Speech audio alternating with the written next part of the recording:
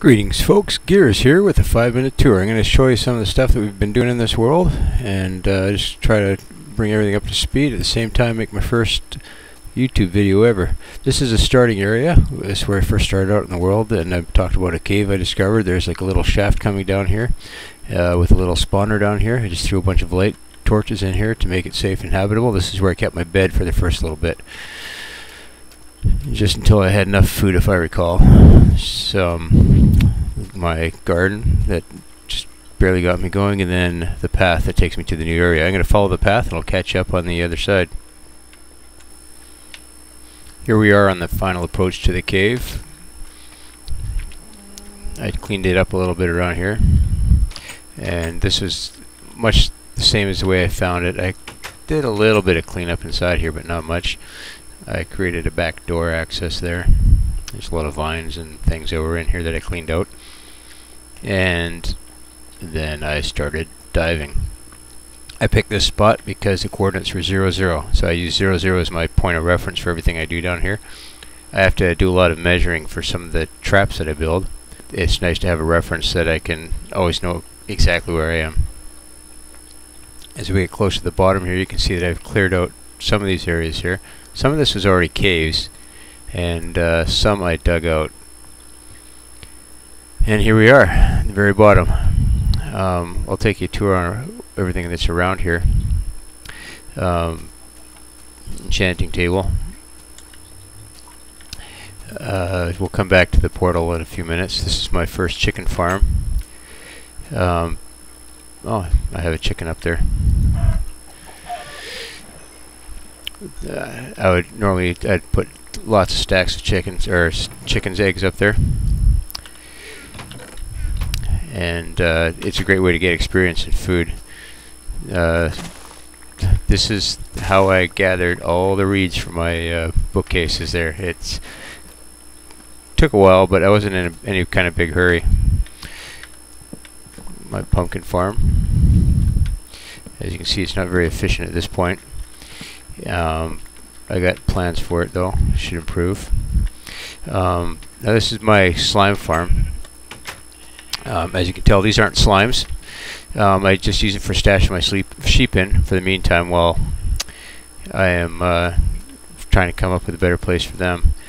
Often if I'm working in the area, that will fill up with slimes, and I can just come in and slaughter them all.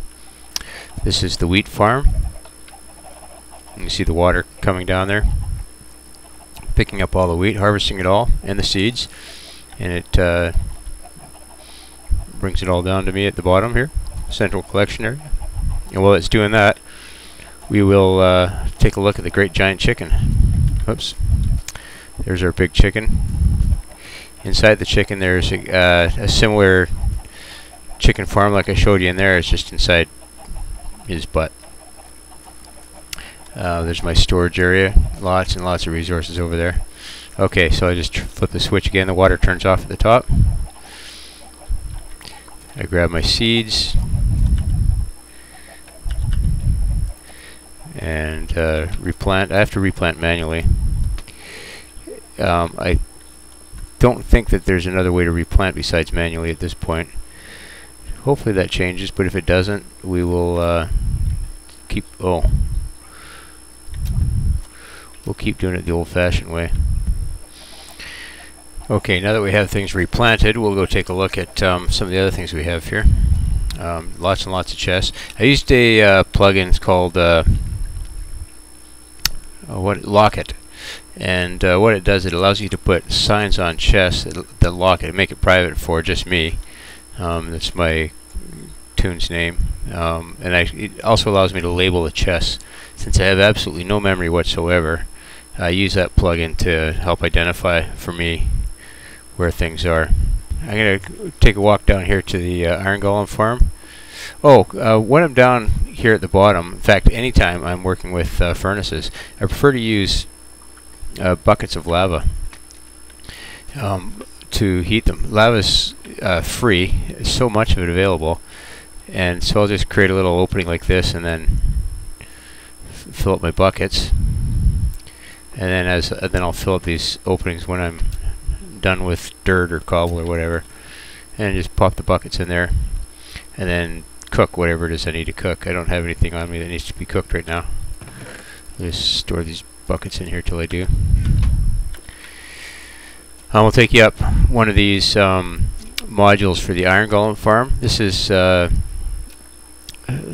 take you to the top floor and we'll work our way down. This is the top floor without water in it.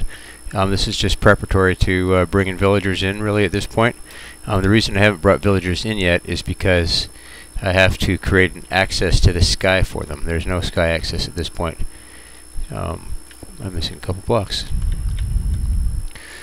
Second level, there's all the doors visible, and these are the little nodes that the villagers hang out in here.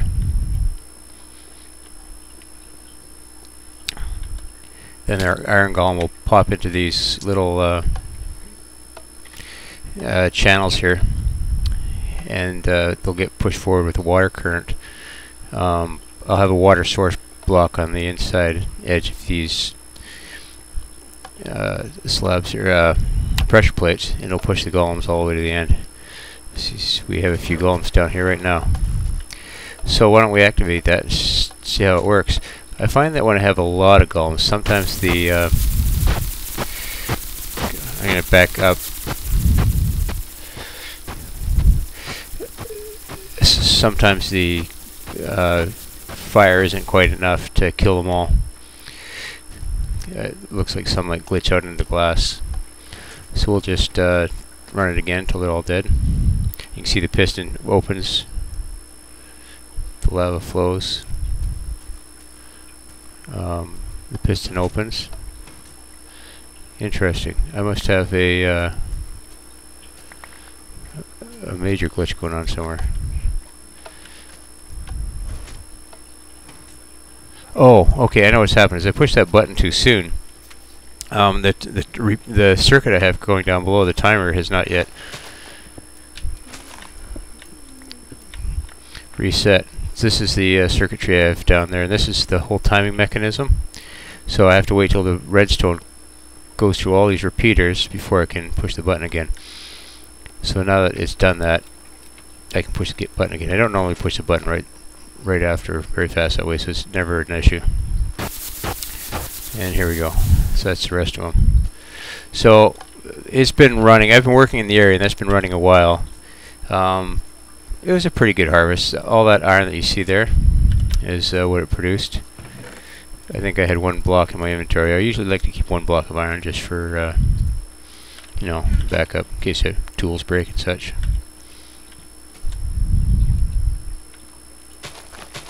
There we go. So I've thrown a few trees in here. I'm kind of slowly hollowing this area out. We'll take a look over here at the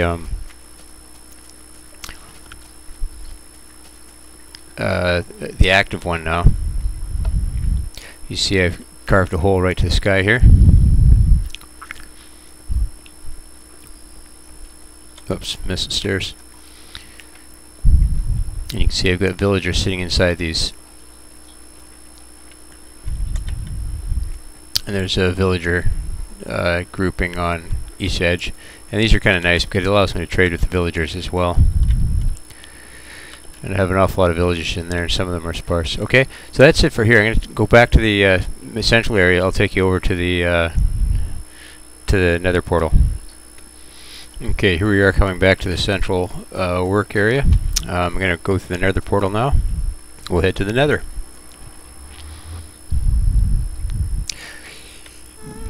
So you can hear the gas or something in the background here. This is my work area in here. I'm going to go up the ladder just a little bit so you can see what the nether looks like.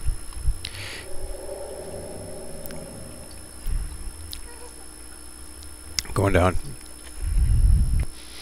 Okay, so down at the bottom of the ladder, that was the one portal that I came in. I talked about, well, let's go up there and take a look here. Just see what's going on here in the nether. It can be dangerous up there, so I don't know how long we're going to stay. You can see it's very fiery and zombies. These zombies don't attack until you attack them, and when you do attack them, they attack you in hordes. So, going back down here. That's where we just came from. Going through the nether to the portal, You see this goes so much faster. I'm only running about 80 blocks here. Eventually this will all be grass. I have some grass started down here, but it has a long ways to go still. And I'll hollow all this off so you can see the sky. Alright, so here's the second portal. And this will travel, be the equivalent of about traveling in a kilometer over land. So here's the new village. I've didn't have any trees, it was all sand here before. Some of these buildings were all stacked up weird on cliffs like this, and so I've lowered them down piece by piece. I've improved their farming a little. Well, I thought I have made it a little prettier. There's our great and spacious building with all our Utards in there running around.